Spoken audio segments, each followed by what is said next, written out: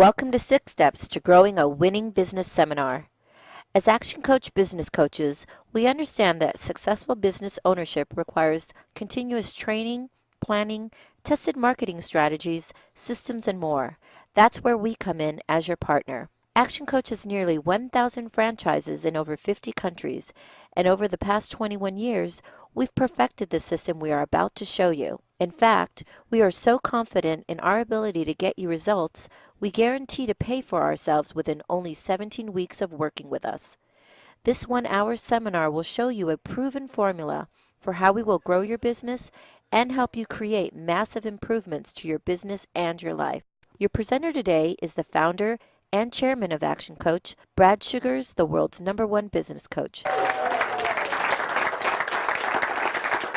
Hi, everybody. Can I just start by finding out how many of you are business owners here in the room already? Where are the business owners? Can I just see a show of hands? Fantastic. Where are those of you who work for someone else? Where are you guys sitting? Fantastic. Good to see. Any business owners that wish you still worked for someone else? Any in that category in the room? It's like, I don't know what's worse, whether you laugh at that joke or whether you raise your hand. It's like, you know, being in business is a tough gig sometimes. It's one of the loneliest jobs there is. So I want to first of all thank you for coming out and having a chat with us here today. You know, finding out about what business coaching is and how to grow your business. There's 6 steps to growing your business that we teach at Action Coach, and we find that by doing it this way, a systematic methodology, which by the way we've been doing now for 21 years with tens of thousands of companies in 53 countries. I started out, a little bit more of my background, I started out in business at age 15. Anyone have a paper delivery route or sell a newspaper when you were a kid? Thank you, a couple of you did that. Well, that was my first business, and so here I was running the business. I had people delivering the papers, and you know, it was only because it was so cold in the morning I didn't actually want to get up and deliver the newspapers. But ultimately, since then, we've owned and operated dozens of different companies, everything from magazine publishing to motorhomes and RVs, musical production companies. I started out as an accountant. Any accountants in the room? Thanks for admitting to that in public. It's not something you often want to do. See, being an accountant, guess what you learn? How to count other people's money. My job as a business coach is not about counting other people's money, it's about helping other people make a lot of money, helping you as business owners improve your business so you can work less and make more, which ultimately seems too good to be true. The reality would be it is too good to be true if we hadn't done it with tens of thousands of businesses around the world. So this system is not something that's based on theory. This is based on me. See, all I've done all my life is buy broken companies and fix them. Nowadays, I've written 15 books on how I do that. Nowadays, I've spoken in countries that I couldn't, you know, I can't even speak the language, yet they translate for me. It's phenomenal. Our books are sold. I still remember getting people from Nigeria writing referrals about my books and stuff and thinking, well, that's phenomenal that we're helping businesses grow in all of these places. Just a little bit about how I started with this. You see, when I first started business coaching, it was because I found out why, well, even further back than that, my customers in one of my businesses kept disappearing. Now, they were all business owners, and I was thinking, why are my customers not coming back and buying from me? So I started calling them, and guess what I found out? They weren't there anymore. They weren't even in business. Subsequently, what I've learned over the years is that 80% of businesses fail, and so many of them do it in the first year or 2 years, to the point where now it became my absolute passion and desire to change the way business operates, to change what happens. Because when you understand how many businesses go bankrupt on a day-to-day basis, how many business owners are struggling on a day-to-day basis, to even pay the wage of their staff, to make payroll each month, it's killing a lot of business people. And so that became my passion. And so for the last 20 years, I've traveled the world teaching people how to run their business, to the point where now we have governments paying us to help grow companies because we can get more jobs happening. These are the things we do, and it's why I love what I do. It's why I started this company, and it's probably why you're all here, because you started your business for a reason. I'm not sure what it was. Maybe it was a better lifestyle. Maybe it was to be your own boss. Maybe it was more money. Maybe to spend more time with your family. Whatever it is, let's take a look at how we actually do that. So building a business is pretty simple, but to do it we got to follow a simple set of 6 steps. So you ready to learn the 6 steps? Say yeah? Yeah. It's a very simple thing to do, but we got to start right here. What is a business? By definition, most people understand a business wrong. Most people think a business is like creating a job for yourself. It's not about you being busy. Business is not spelt with a Y. What it's all about is creating a very simple thing, a commercial, profitable enterprise. Now add these 2 parts to it, and this is where most people fall down. That works without me. If I've got to be there, it's no longer a business, it's a job for me. My goal is to create a business that works so I don't have to. See, the reason most business people, the reason you work so hard is that your business doesn't work, you do. Ultimately, if I said to you, how are you going to take another 4 weeks vacation? How are you going to do this? How are you going to set your business up so that it allows you to do that, so it allows you the freedom? Most business owners end up in the exact opposite scenario. They end up trapped by their business. They end up stuck in their business. They end up having to work harder than all of their employees for less money than their employees. And that's craziness in what we see. The way we teach it at Action Coach, the whole aim of this is to get the business to work so you don't have to. See, if I could reduce your hours each week, if I could cut back the number of hours that you are actually working, would that be a good thing? Yes or no? Yes. How much would you want to cut it back? And that's an interesting point. Do you know how many hours a day or week you actually want to work? Versus most business owners who, they just keep working as long as it takes, as long as it takes. They don't have a plan to get themselves out of it. That's the first thing I want you to understand. This system is a methodology to get it so the business works so you don't have to. And that's the ideal point behind it. So, let's take a look at the 6 steps. Each of these steps is very simple, but very, very powerful. We start down the bottom here, mastery. Well, mastery depends on which part of the world you're from. You pronounce it different ways. I say tomato, you say tomato, different things. You know, being an Australian, it's funny, my accent's understood in about half the world, and the rest of the world's going, what is he saying again? You know, but it's an interesting one. Being Australian, we understand that lifestyle is why you go into business. Building a business through the whole lifestyle aspect. So this mastery is where we got to start, though. We start at the basics. We've got to get the absolute fundamentals right. Now, the aim of this is to eliminate chaos in a business. How many of you ever found that the business runs you, you don't run the business? Anyone in that scenario? Working too much, doing too many hours, doing that? You know, it's a point where we have to change that sort of thing. So our idea is to get rid of the chaos, get rid of the putting out fires, get rid of the reactive methodology of running the business and get proactive about the business where you run it, where you're actually in control of this thing. Stage 2, once we've got the stability from mastery, is about cash flow. Most businesses struggle with cash flow. You know, most businesses are not making enough money to really grow at a rapid rate. If they had a lot more money come in, they could grow faster. They had the cash flow to do it. So here what we're doing is about creating a predictability of cash flow. When we say the word niche, what we're looking about here is the marketing side to your business. Now, if I ask the average business owner these 2 questions. First question, how many pages are currently, in fact, you might like to write it down, how many pages are in your current written documented marketing plan? Write the number down for me. It's probably a fairly round number for most of you, isn't it? You know, the reality of when I ask that question for most people is it's a pretty simple question, but most people don't have an answer other than 0 pages or 1 or 2 pages.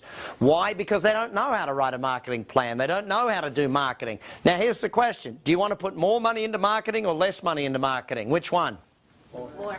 Well, you guys say more and you guys say less. Well, hang on, who's right here? The people that don't want to put money into marketing are the ones that know that every time I put money out there, it just seems to be gone. The people that actually want to make money in their marketing, they're the people that sit there and say, well, hang on, if I put more in, I get more back. That's what we want to teach you. That's what my whole book, Buying Customers, is all about. So read that book as well, which you got to buy it first. Make sure you buy those books. Great books. Everyone should be reading all of my books. I'm a salesman first and foremost. Where are the other salespeople in the room? Okay, let me re-ask the question. Are we all in sales, yes or no? Yes. Yeah, we're all in sales at some point, you know, and this is the thing. If you believe in what you sell, you'll sell it well. So, we have to get the niche right, the marketing. Predictable cash flow has to be a part of our business day in and day out. Then we got to go to efficiency. This is where we build in the systems within the company, the leverage. Leverage by definition is more with less. If we build in the systems, if we build in the efficiency, what it does is it buys us back our time. You know, one of the biggest challenges of business is that there's no systems in place, so therefore you've got to work a lot of hours. You've got to do all of the extra work. There's no one else can do it. If you've ever said, or in fact think of it this way, how many ever said this statement, no one can do it as good as me, or if you want a job done, you've got to do it yourself. You know, those sort of statements. Why? Because there's no systems running your business. You're running it yourself rather than using the systems to run the business, and that's a very important point. Then we get to the team side of things. Now you've got to structure a team for the growth, for the future growth. This isn't just about having people on the bus, it's about having the right people on the bus to grow the business. Because ultimately, you're not going to be running the business. If you're running the business, then it's still just a job for you.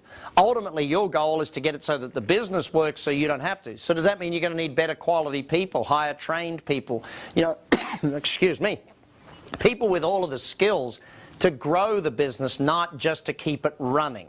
And that's an important aspect to it. This isn't about just running the business, it's about growing the business. Now ultimately there, when we build that team into place, it's about putting someone else in charge, a CEO, a general manager, someone else to run the business on your behalf, so that you can then focus on the growth side of it, the synergy. This is where you turn this thing into multiple locations. It's where you might franchise it or license it or open it across the world, open it across the state, the country, wherever it is that you want to trade. It's about looking at getting great results with the business, but it's about getting there through building the business as something that works without you and then multiplying it across different markets. Often this is where we get passive income coming in from the business. See, ultimately, if you build the business right, it works so you don't have to.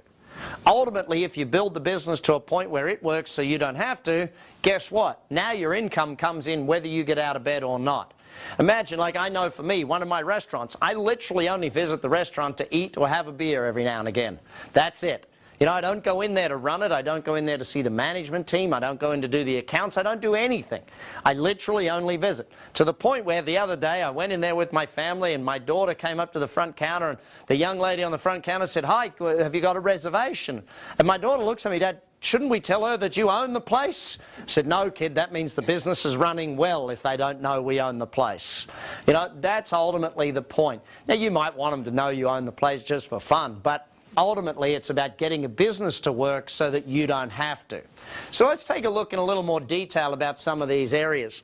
Once the business has got to that point, it's now time for you to go and look at other businesses. And that's a whole other aspect. If you read my Billionaire in Training, it's about how to buy, build, and sell companies, about what to look for. You know, that's ultimately a different game for entrepreneurs to play. Sometimes, though, you've got to get the first one running first so that you can get to the second, so you can get to the third. Number one, destination mastery. Do you need to know where you're going in order to get there, yes or no? Yes. So if I ask the average business person, and I won't put anyone on the spot in this room, but if I was to ask the average business person, show me the goals of the business, show me the, you know, where it's going, what's the vision, what's the ultimate end point of the business, where are you going, what's the goals for the next 90 days, what are the budgets for the next quarter? If I was to ask the average business owner all of those questions, what would my answer be? See, the silence of all of you is exactly what the answer is in most cases.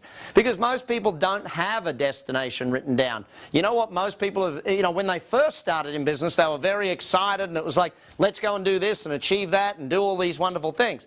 Now we get to a point where most of them, you know what they actually care about? Can I just pay the bills this week? You know, and that's one of the worst things. If your only goal is to just pay the bills, then guess what you're going to achieve? Just paying the bills. Nothing more than that. So make sure you understand what it is you're going, where you're going, the destination. How much easier do you think it is by finding the destination if you have a coach sitting there with you, helping you decide where you're going to go, asking you the right questions about getting you there? That's what coaching does, is it has someone from the outside looking in. One of the funniest things, I know there's some husband and wife teams here in the room, when we sit with a husband and wife team and ask them, hey, what do you want out of the business and what do you want out of the business? And the two of them want two entirely different things. That, by the way, there's some interesting talks that night at home, I'm sure. But the point of it is that we help you get clarity on where you're going with the business. What are your goals? What do you want it to be valued at? What revenues do you want it to be doing? What are the profitability you need it to be doing? How many days a week do you want to work? How many vacations or what type of holidays do you want to take each year? These are important questions that you need to know for yourself and for your business. By the way, there's no use setting business goals and then personal goals. One of the things we always look for is, what are your personal goals, and let's build a business to suit that, okay? Second area of mastery, the money side of it. Well, excuse me. Would it be an interesting thing if I told you that, well, put very simply, most people in business aren't very good at keeping a track of their numbers? Would that astound anybody? No, it wouldn't astound anybody. The challenge, though, is if you don't know your numbers, then how are we going to make any decisions? If you don't know your numbers, how do we actually grow the business? So oftentimes we've got to get people back in charge of the money of their business. Because until you're in charge of the money, how do we make decisions on how we actually will reduce an overdraft, or how much stock or how much inventory we've got in the business? Which inventory is selling, which isn't, where the highest profitability is, so we know what items to sell and what items to not really focus on. You know, these are some of the aspects of it. How are you compared to industry benchmarks? These are some real big challenges and some big questions that business owners need to ask. How many of you are starting to get a point here that maybe some business owners aren't acting like owners? Does that make sense? It's like a lot of business owners, they're acting like employees in their own business. They're so busy doing the work in the business. Like, I was chatting with a lady just a few weeks ago, a hairdresser. What do you think she does all day, every day in her hairdressing business? Cut hair, doesn't she? So who's running the business? This is the simple question. No one's running the business. You know, she's cutting hair all day, and here's the real interesting point. She was quite upset when we discussed this, because she said, Brad, I don't take home any more money than any of my staff. They take home about the same amount of pay I do. I said, well, hang on, you do the same job as them. Why do you believe you deserve more? She said, well, I own the business. I said, yeah, but you're not acting like an owner. You're acting like a hairdresser, an employee in your business. I'm going to get you doing the business side of it as well as the hairdressing side. Build the business, not just the job of the business. Then we got to look at the time area of the business. So if we want to get great productivity out of people, do we need to know how to manage time? Yes or no? Yes. Guess what? You can't manage time. You can only manage people. Time doesn't stand still. There's no such thing as time management. There's really people management. So how do we actually get the highest productivity out of the employees in our organization? Basic management techniques, basic management systems, basic leadership. These are the things that need to happen in order for us to actually make the business work. If we're going to double a business, you've got one of two choices. You either double the number of people or you double the productivity. Which one's cheaper, do you think? Productivity, way cheaper, isn't it? So that's what we've got to look for in this area of building the business.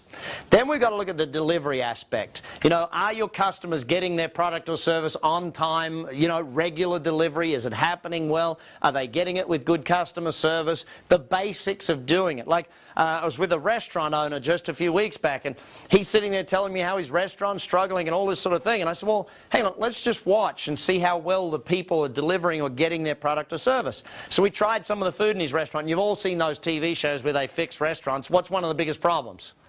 The chef thinks they got great food, but what do the customers think? Not great food. You know, so that basics of delivery, whether it's about time of delivery, level of service, how it's doing, we've got to get that stuff happening as well. Once you've got those four areas there, now it's time to move to marketing. Why wouldn't we move to marketing before that? This is a really tough question for some people. If you do marketing before you know your numbers, does that make any sense? No, what are we doing? Selling more of stuff that we're not making a profit on? Doesn't make sense to do that stuff. So we're going to then move to the thing. So when we look at it, we call it a niche. Now, what's my definition of a niche? That there's no what competition? Everyone know? Price. So what's the deal with that? Why are most businesses competing on price? Because there's nothing unique about them. There's nothing different about those businesses. If they don't have a uniqueness, what do they got to compete on? Price. But that being said, how simple is it for a business to stop selling on price? Well, let's do this. You call, let's say you're calling someone to buy new tires for your car, okay? You call them up, want new tires for your car. What's the first question you're going to ask? How much for what's the price for tires for this type of car? And if they just give you the price, what is the only thing you have to make a decision on right now? Price. So we've got to teach people how to not focus on price. We've got to teach salespeople. We've got to teach the marketers how to focus on value, how to focus on things. What's one of the fastest ways you can kill a business? It starts with D. Discounting, correct. The moment you start discounting, you're starting to kill a business. You know, too often, and especially in small to medium-sized companies, when they start thinking discounting, they start actually losing business hand over fist because, well, here's the thing. When you discount, what type of customer do you attract? Cheap. Someone that wants cheap prices. Will there always be another business that's willing to offer cheap prices, yes or no?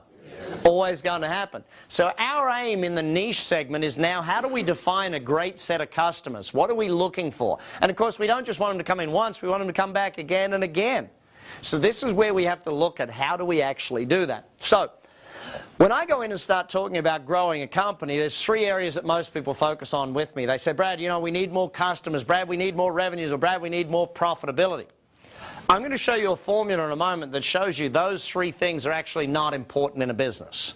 Why are they not important? Well, very simply, when you see the formula I'm about to teach you, they are just the end result of another 5 areas. And these 5 areas are the most important 5 areas in business. Yet, when I ask the average business owner what this formula looks like, they have no idea. So, if you haven't taken great notes to now, this one you want to really write down very well. My first book, Instant Cash Flow, had a whole bunch of information on this, but you've got to know this formula. So, the formula works like this.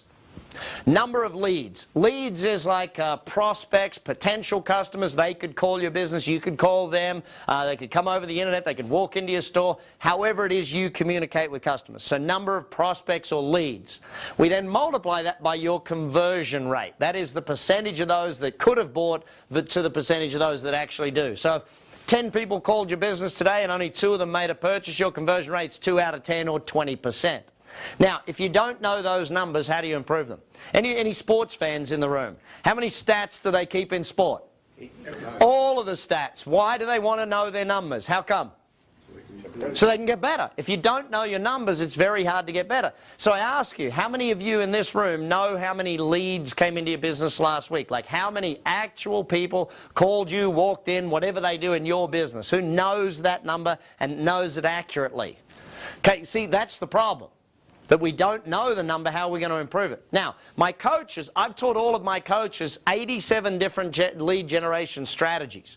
So there's 87 different methodologies to bring leads into a business. Average business, how many different ways do they have leads coming in, do you think? 5. 5? Any other guesses? 1 or 2. 1 or 2? That's far more like it. 1 or 2 strategies to bring in leads. Do you think you can have a growth business with only 1 or 2 strategies to bring in leads? Not happening, is it?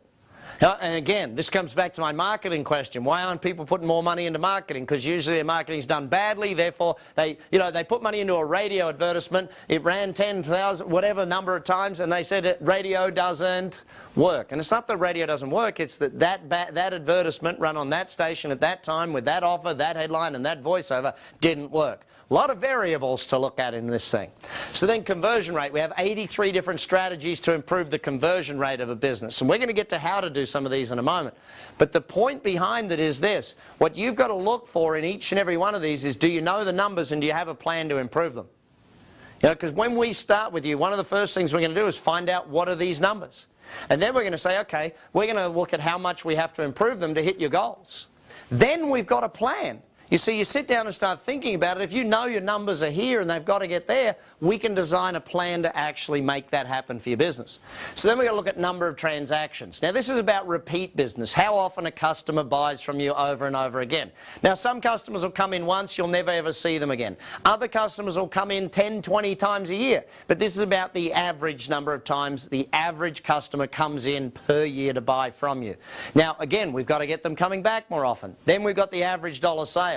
You know, and we sit down and we look at it and we say, okay, what is the average sale in this scenario? How much are people actually spending? Now, some will spend 5, some 500, but what's the average is what we're looking for in this case. Again, let's develop a plan to change that. Then we've got the margins, okay? What is the profitability of this in this example? That's what we're looking for. Of course, we want to improve that. Now, if your revenues go up, will your profit margins go up? Yeah, because your cost coverage is already done. But on top of that, we got another 50-odd strategies to improve the bottom line profitability of a business. And not just cutting costs. This is not the only way to improve margins. A lot of marketing things will improve margins. For example, ask Ralph Lauren how much he charges for a polo shirt versus going down to your local store and buying one there. You know, marketing does help margins. It helps the amount we charge for something, so therefore it works. So let's put some numbers into this so you can get an idea of it. I'm going to go pretty quickly with the numbers, but just help you understand. So let's pretend last year we had 4,000 potential customers. You might like to write these down so you can actually work it through. 4,000 potential customers. Let's pretend we sold to 1 in 4 of them, okay? So only 1 in 4 actually made a purchase. So you've got how many customers in this case? 25% conversion rate, 1,000 customers. Does that make sense for everyone so far? Okay? Second one, then, we've got to look at the next part of this, transactions. Number of transactions, how often you get them back. Let's give, in this example, 2 times a year. So, again, some people never came back, others came back 10 or 12 times, but the average person bought twice. Then let's use the average sale and say it's 100. Just for ease of numbers' sake, here's 100. So you've got 1,000 customers doing 2 transactions at 100 a time, so what's your revenue? 2,000 transactions at 100, 200,000 in revenue for this little business. So then we're going to do margins. I'm going to make it easy for you and just say, let's do 25% margins, okay? So it's easy math. So this business's profitability is 50 grand. Now, why do you see I've got those 3 numbers highlighted in red? The customers, the revenue, and the profitability. Why do you think I've highlighted those? The most important. The most important? Absolutely not. In fact, the exact opposite to that is the answer. They are the 3 least important ones. Why are they the least important numbers on that page? They're the outputs. They're the outputs. They're the result. Remember I said that a moment ago. They're the end result. The equal sign is in front of them.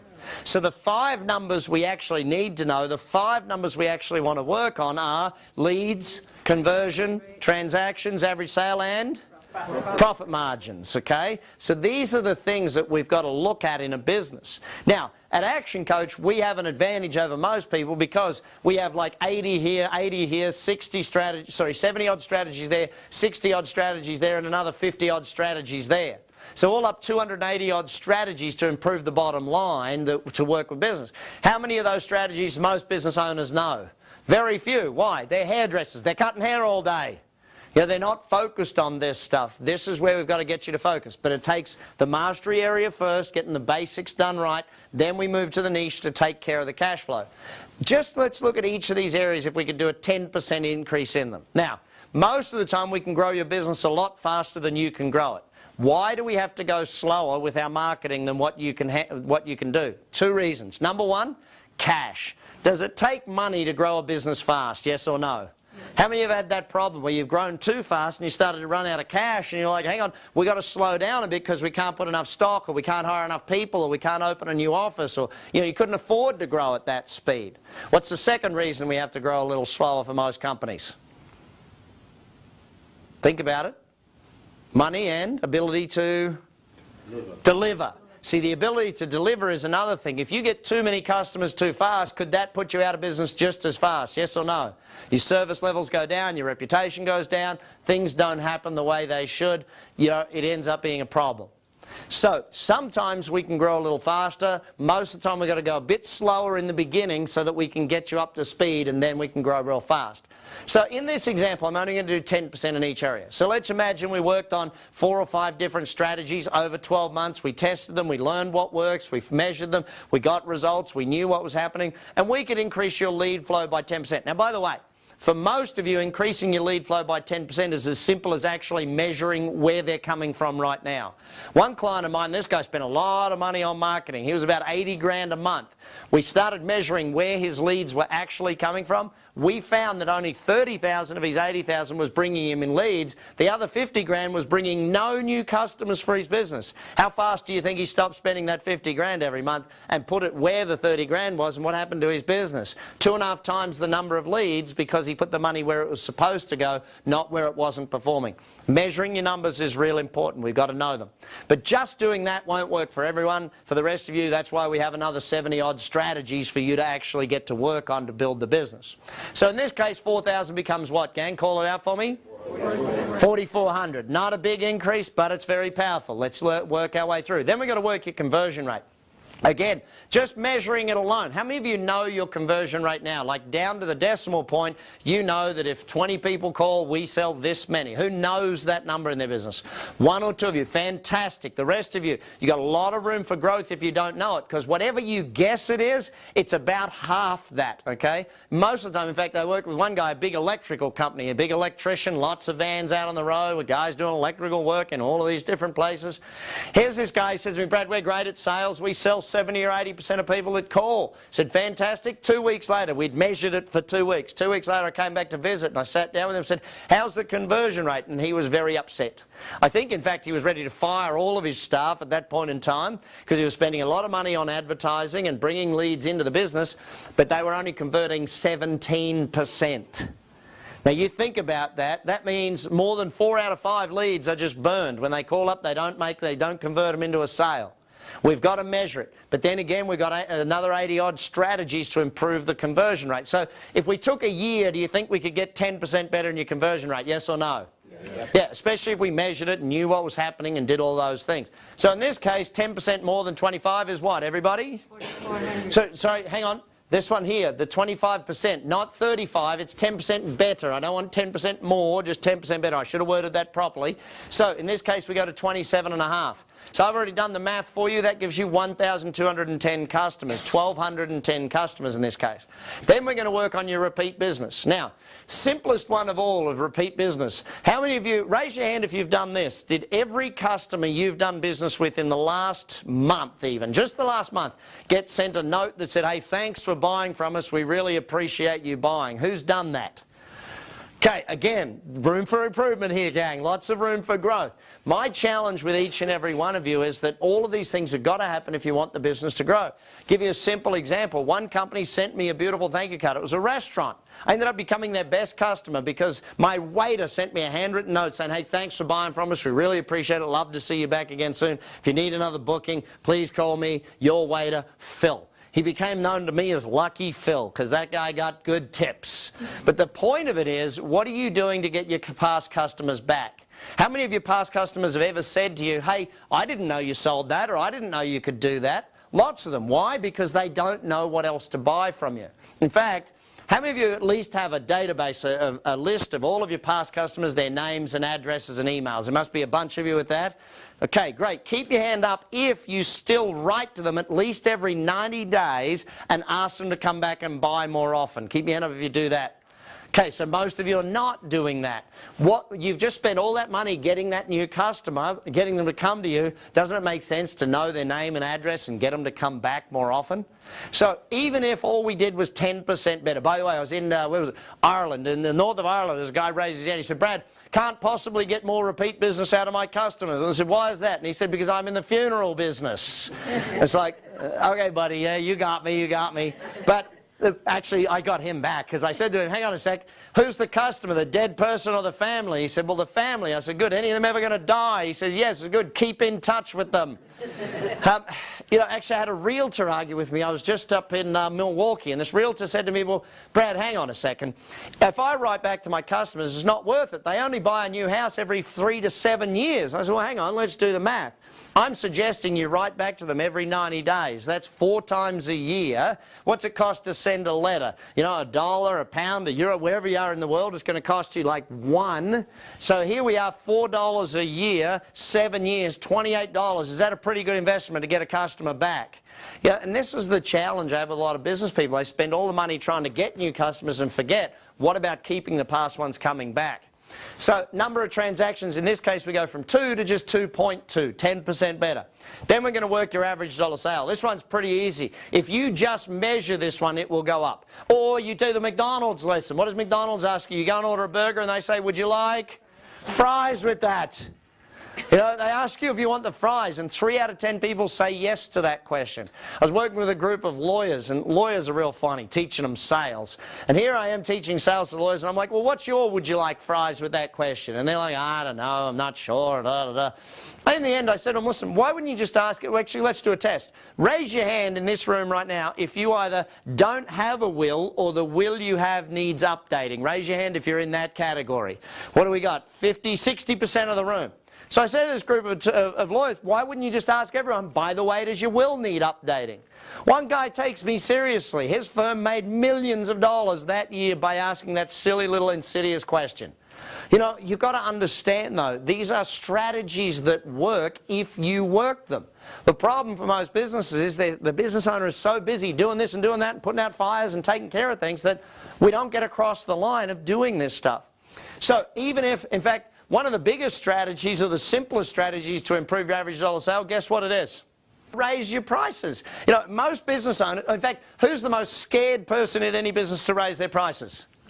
The owner is always the most scared person. How come they think, oh, I'll lose a customer? Da, da, da. Look, the reality of business is very few customers are solely focused on price.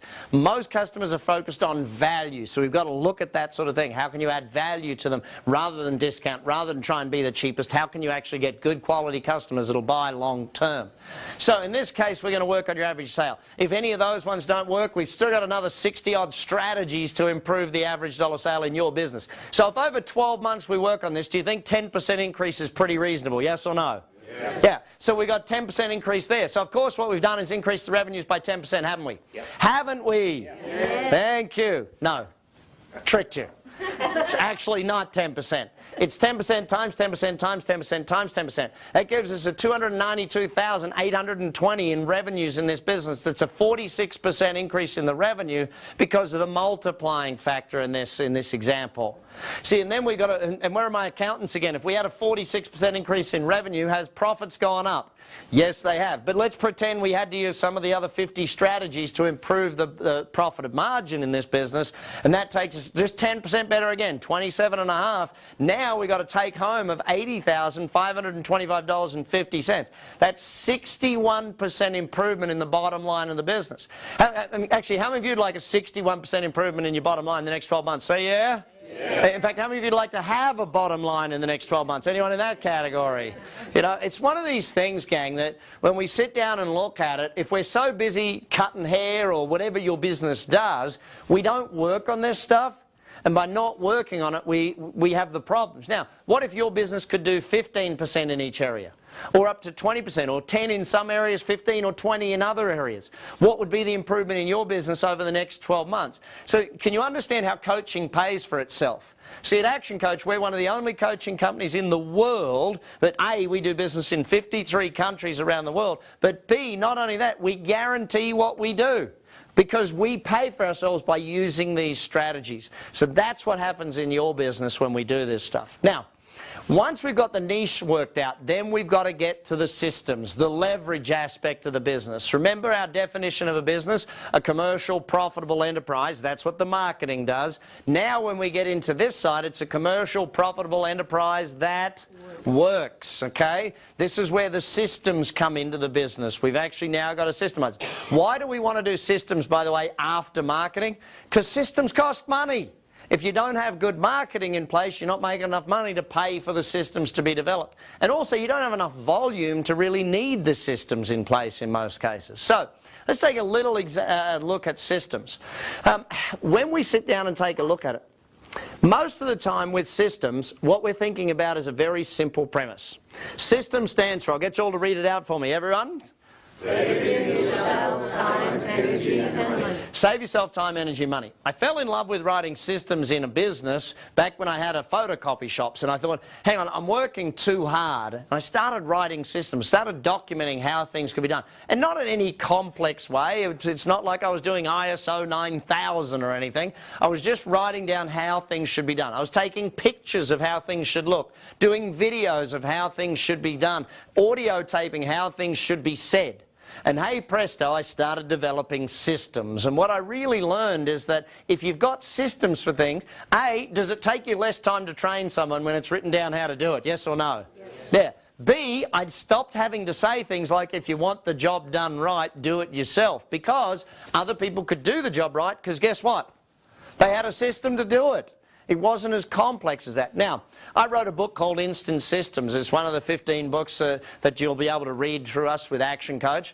What we go through here is how we actually structure that systems in a business. Now, we start here with a vision statement. Where is the business ultimately going? This isn't about your basic goals. This is about the big picture of the business. Where do we want the business to go?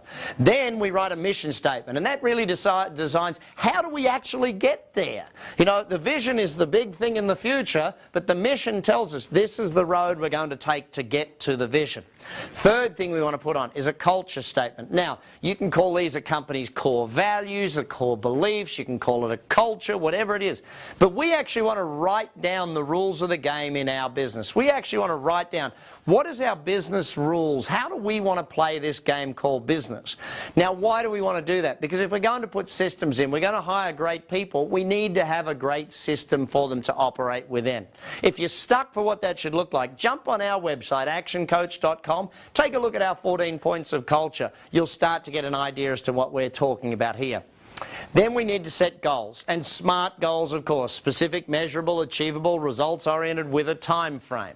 Okay, so SMART goal setting. We want to set goals for our business for the next 90 days. We want to set it for the next year, the next 2, 3, 4, 5 years. Now, a lot of people struggle with setting goals because they don't really know where we're going.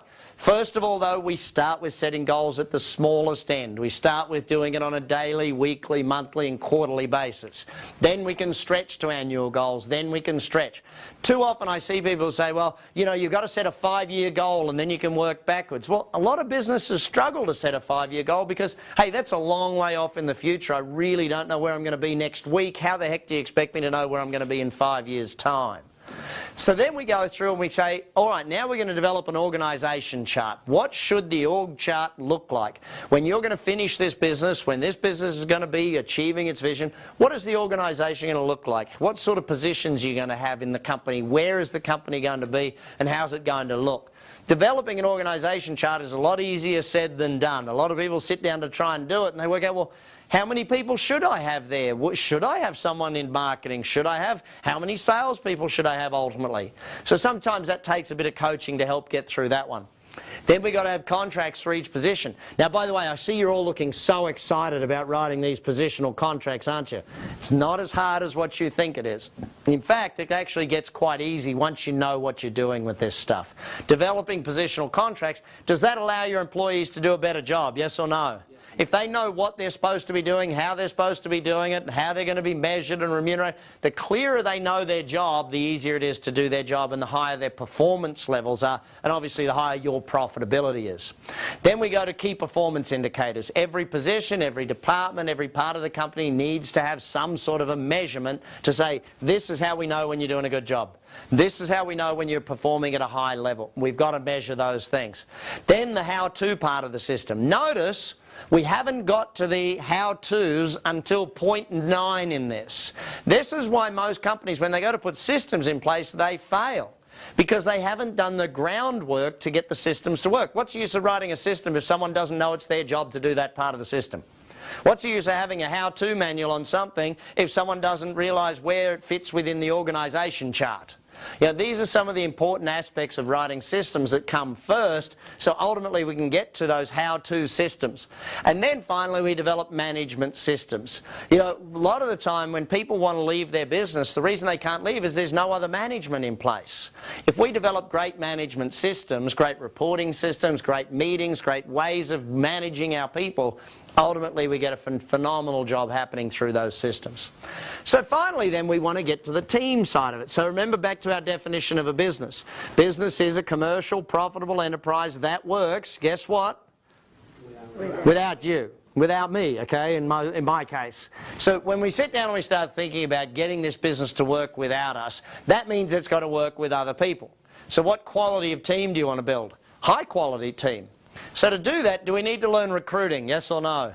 Yeah, we've got to learn how to recruit the best people. And here's the funny thing about most people when it comes to recruiting. Most people just put a help wanted ad out there and they hope that the right people will actually come to it. That might have worked 20 years ago, it doesn't work today.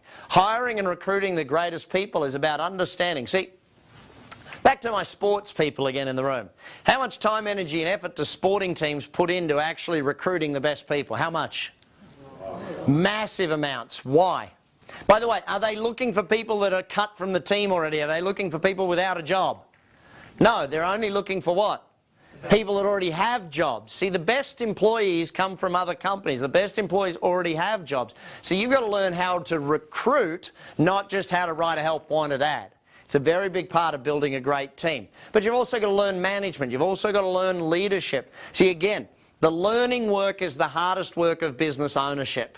It's pretty easy to do the work. The cutting hair stuff, dead easy. Learning how to grow the business, learning the sales, the marketing, the management, the leadership, that stuff's hard. It takes time to learn it. But that's our job as business coaches, to help you learn this stuff. So, when you look at building a team, we do it in a simple format. As the owner of the business, or the head of the business, the CEO of the business, your job is to take care of your team. Your team's job is to take care of the customers job to take care of the business, and the business job to take care of you as the owner. Now, in most scenarios, the owner's taking care of how many of these three things? All of them. The owner's taking care of the business, the customers, the team. They're running themselves ragged trying to do it. If instead the owner builds great systems, the owner helps build productivity into the company, invests in the future, does the thing, does the planning, does the owner's work. So you've got to remember, I want you doing business owners' work, not just employees' work within your company. So once you start doing owners' work, you build your team. Your team's job then is to take care of the customers. And here's a real interesting fact. The level of relationship between the owner of the business, or the CEO, and the team is directly proportional to, guess what? The relationship between the team and the customers. If the relationship between the owner and the team is good, then the team will take care of the customers. If the customers are being taken care of by the team, guess what they'll take a lot of care of? The business, by coming back, spending more, referring more people, and doing a lot of business with you.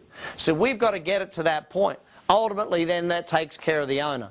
So team building is a major part of business success. Now, why do we do it after systems? Why do we do the basics first? Because we need the basics to be right before we do any marketing. Why do we then do marketing? Because we need money to pay for the systems. We also need the systems to make it more efficient before we go and hire more team, before we build the team. What's the use of building a team if you've got a lack of efficiency in the business? We want efficiency, we want a good system, and then we go and build a great team. Does that make sense to everyone so far? So then we go to the synergy and results part of this thing. This is where you start the duplication. This is where your freedom kicks in. This is where your personal growth, and you can get to do other opportunities and stuff. Up until here, where we get to team, what we're doing is buying back your time. We're making the extra money to hire the better people, to build the better system, so that you can actually work less. Most of you understand this it's very simple. If you had better systems and better people, would you be working less? Yes or no? Yes. You have better marketing, better systems and better team, would you be making more money? Absolutely. If you've got better mastery, the basics of the business, are you having to put out less fires and being more proactive? See, the first part of working with a coach is fixing the basics of the business, this mastery aspect down here. Once you've got the basics fixed, then it's time to do the fun stuff, you know. And sometimes fixing it'll take a month or two. Sometimes it takes 6, 12, even 18 months to get a business fixed. It depends on how badly you've messed it up, I guess, determines how long it takes to do that. Now, ultimately, then we go to the niche, and that could take 3, 6, 12 months. It could even take 2 years to get the marketing stuff right. Depends on how good your marketing is today and where you're at with it today. But then we go on to the systemization. Again, another 3 to 6 months, depending upon where you're at. Maybe bigger if you're in a bigger business. And then we go to the team building. Again, another 3 to 6 months. It takes time to do this stuff. A lot of people think that, hey, I'm looking for the silver bullet in business. I'm looking for that one idea that's going to save the whole thing. The reality of business is that you don't double a business with one idea. One idea doesn't add 100%. But 100 ideas that add 1%, this is how you double a business. It's the small changes along the way. This little small change, this little small change, they add up to massive change within the business. So Richard Branson, probably one of the most famous entrepreneurs worldwide, the Virgin brands, all of these things, he said it very, very simply. If I can, and this is the thing, what if I teach you how to run one business, can you then go and buy another business and do it again? If I teach you how to run a business, you can run as many of them as you want. You can run bigger ones than the one you're currently running. You can add zeros and upgrade to a bigger business, a better business than the one you're in. You know, but it's the learning of how to run the business that is what takes the time. The challenge is we didn't all have different jobs. We didn't have jobs in sales and marketing and all of these things to be trained by other people how to run our business. So we had to learn it along the way. One of my greatest mentors, Jim Rohn, a very, very smart man. I was 16 years of age when I went to his first ever seminar, and pretty sure it changed the course of my life, in the Brisbane City Town Hall. And I was sitting there as a 16-year-old, probably the youngest person in the room, taking notes hand over fist. But the two things that he said that stood out to me most. Number one, he said, never wish your life were easier, wish that you were better. So you don't wish business was easier, become a better business person. You know, don't wish that this thing is going to change, because it's not. It's just going to get harder and harder if you keep going down the same road. The reality of business is that the reason businesses keep disappearing is that the owners don't keep learning how to change and grow with the way the market is. Is business getting easier or harder out there? Which one, gang? Harder. There's more and more people wanting to compete with you. The economy gets tougher and tougher. There's more red tape. There's often more taxes, all of this sort of stuff. That doesn't mean we shouldn't do it, though. It means we should learn how to do it better and how to do it more effectively. Second thing Jim Rohn said, work harder on yourself than you do on your job. Now I translate that to work harder on yourself than you do on your business. See, if you become a better business person, what all of a sudden happens? You build a better business. It's not rocket science, gang. This is a pretty easy way that we need to actually think about it. Building a business is not that hard if you know how. The challenge is how you're going to learn it. You're going to read all the books, or you're going to go and do courses. Most of you don't have the time for that. But do you have time to meet with a coach every week? Do you have time to have someone work with you every single week? For most of us, the answer is yes. You know, I put it very, very simply. Where you get to in 5 years' time depends on the people you meet, the books you read, and the action you take. If you want to do the best decision you can, make a big decision. Take a big step. But working through the 6 steps is a very clear, systematic methodology. You know what a lot of business owners find when I show them the 6 steps? For the first time, they now actually have a plan how to get their business to work without them. For the first time, they now actually know how to make the business work so they don't have to. That's ultimately the goal. That's where we want you to get to, and that's why I started Action Coach. Hopefully you'll join us, and hopefully you'll understand how powerful these systems are for growing your business. Thanks, everyone.